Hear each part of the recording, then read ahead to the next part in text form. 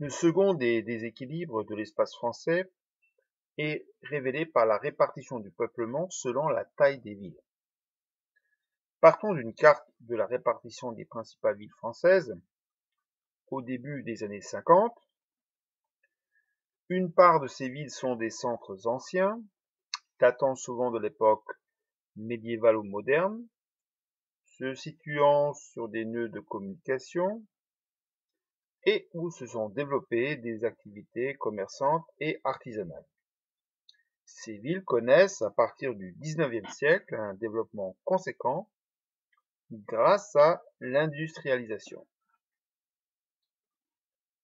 Dans les décennies de l'après-guerre, dans les années 50-60, les populations des communes rurales et d'une manière générale de l'Ouest français, alors sous-industrialisées, furent attirées par les grandes villes,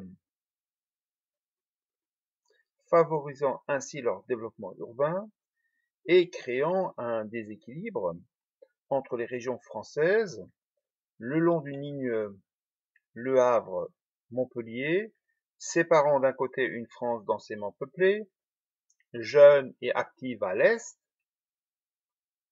et de l'autre une France rurale, sous-industrialisée et vieillie à l'ouest. Cette forte concentration des populations dans ces villes, conjuguée à une croissance de la population urbaine, sous les effets du baby-boom, va nourrir une crise du logement, ce qui explique le développement rapide, à la périphérie des villes, de grands ensembles comme les ZUP, les zones d'urbanisation prioritaire, pour justement pallier à ce manque de logement. Si nous comparons dès à présent cette carte à la situation de la France des villes des années 80-90, que remarquons-nous? À première vue, on observe un étalement plus important des zones déjà fortement urbanisées à l'est de la ligne Le Havre-Montpellier, mais également un développement urbain conséquent autour des métropoles de la France de l'Ouest. En fait, cette poussée urbaine est le résultat d'un mouvement de desserrement des grandes métropoles vers leurs communes rurales les plus proches.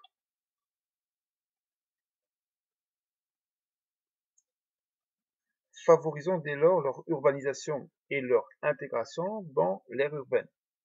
On va parler de rurbanisation ou de périurbanisation, comme en témoigne la photographie ici de Chalette-sur-Loing, près de Montargis, dans le Loiret.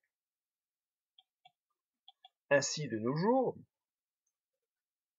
on distingue les pôles urbains, c'est-à-dire des centres urbains où se concentrent population et activité, et qui regroupent aujourd'hui 61% de la population française, de leur couronne périurbaine, c'est-à-dire les communes rurales autour desquelles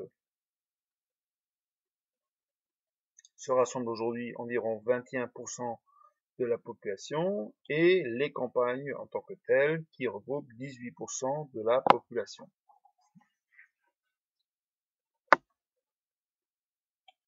Donc on voit bien que le territoire français se caractérise par un processus qui met en relation les villes-centres, leurs périphéries et les espaces ruraux.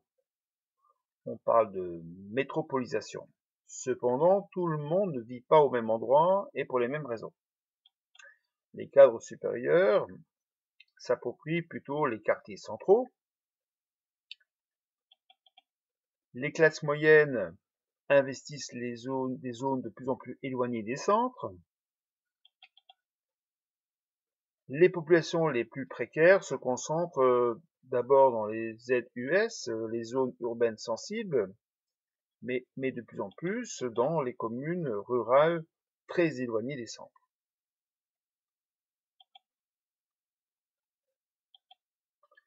Le dernier déséquilibre de l'espace français est la répartition de la richesse entre les régions. Pour cela, partons de deux cartes qui nous permettront de proposer deux constats. La carte du PIB nous montre que plus de la moitié du PIB de la France est réalisé par les 4 premières régions françaises, Île-de-France, Rhône-Alpes, Provence-Alpes-Côte d'Azur et Alsace. La carte de l'IDH, pourtant, nous montre que l'écart de niveau de vie entre les régions n'est pas exorbitant. Autrement dit, le niveau de vie des Français est assez homogène d'une région à l'autre. Alors, comment expliquer ce paradoxe? Alors, une des premières raisons est le rôle de l'État, qui ponctionne plus dans les régions riches et redistribue plus dans les régions en difficulté. L'autre raison est liée à la mobilité des Français, et notamment les mobilités liées aux retraites. Si nous prenons l'exemple des retraites, on note une différence entre le lieu où on a pratiqué son activité professionnelle et où on a donc capitalisé pour sa retraite, et le lieu où on s'installe pour sa retraite et où on la dépense. Ainsi, des départements comme les Hautes-Alpes, le Morbihan en Bretagne ou les Pyrénées-Orientales sont des départements ruraux, produisant donc peu de richesses et qui voient leur retard rattrapé grâce aux dépenses des retraités. Inversement, la région parisienne, qui représente 20% du PIB de la France, est un territoire où les retraités dépensent peu. Donc ce tableau de l'espace français montre l'ensemble des questions que doit résoudre l'aménagement des territoires. Elle cherche à réduire les inégalités entre les régions en redistribuant. Elle cherche à aider les régions en crise à mieux se développer, mais elle cherche aussi à anticiper les mutations qui touchent la société, mobilité, vieillissement, concurrence des territoires face à la mondialisation, ou encore nécessité face au réchauffement climatique de développer des politiques durables. Dans une seconde partie, nous allons maintenant évoquer les acteurs de l'aménagement des territoires.